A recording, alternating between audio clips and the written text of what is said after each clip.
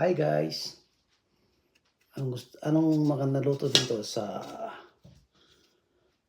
kalabasa? Ginisa?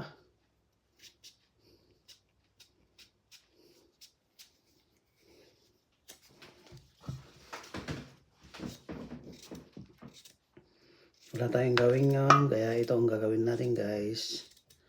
Magluto tayo ng ginisang kalabasa.